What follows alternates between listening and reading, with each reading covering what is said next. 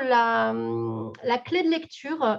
Donc cette matrice, c'est une matrice du leadership digital que j'ai développée dans les accompagnements de dirigeants de TPE pour vous montrer un petit peu comment le sujet du numérique est vraiment connecté au business de l'entrepreneur. Vous avez ici quatre parties qui vont toucher des niveaux différents. Donc, la capacité à entraîner va nous permettre de regarder au niveau de l'entreprise quel est son modèle relationnel, comment elle est en relation avec ses clients, avec ses fournisseurs, avec ses partenaires, voilà, avec tout son écosystème en fait, et notamment aller regarder comment elle a une approche qui va être notamment centrée sur le besoin des utilisateurs avec lesquels elle travaille. Le deuxième champ, ça va être d'aller observer pour voir comment on peut faire grandir les choses, la capacité de la TPE, de son dirigeant à vendre à l'ère digitale. Donc là, on va être sur tout ce qui est autour du modèle économique. Ça veut dire aussi, par exemple, d'aller regarder si la TPE, elle produit de la data, qu'on soit une boulangerie, un cabinet conseil ou une petite industrie. Eh bien, on peut voilà, travailler différemment, notamment quand on inclut un peu de travail avec de la donnée.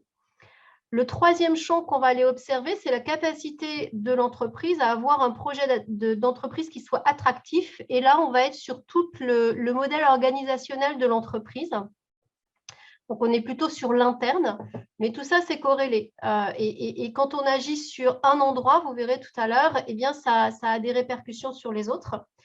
Et le quatrième champ de cette matrice, donc pour avoir un peu les clés de lecture à 360 degrés, c'est d'aller regarder comment on se situe du côté de son modèle concurrentiel, notamment quelle est sa capacité à se projeter avec des parties prenantes.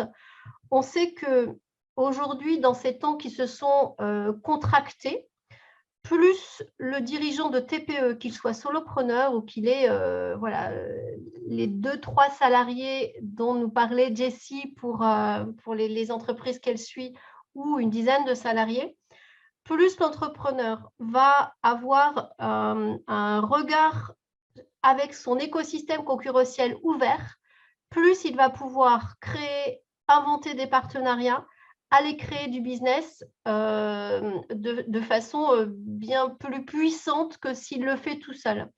Et tout ça, ça a à voir avec l'ère numérique parce que si on comprend bien comment on peut générer des modèles économiques complémentaires et différents du modèle tout présentiel et tout papier, par exemple, du coup, ça permet aussi d'aller voir comment on peut fonctionner avec d'autres pour créer de la valeur ensemble, chose que des fois, on a, voilà, qui peut être plus limitée quand on agit en solo et en silo, en fait. Donc voilà, je reviendrai tout à l'heure avec un exemple très concret, mais déjà, je voulais un peu vous décrypter cette matrice du leadership digital et voir comment elle travaille sur ces quatre modèles.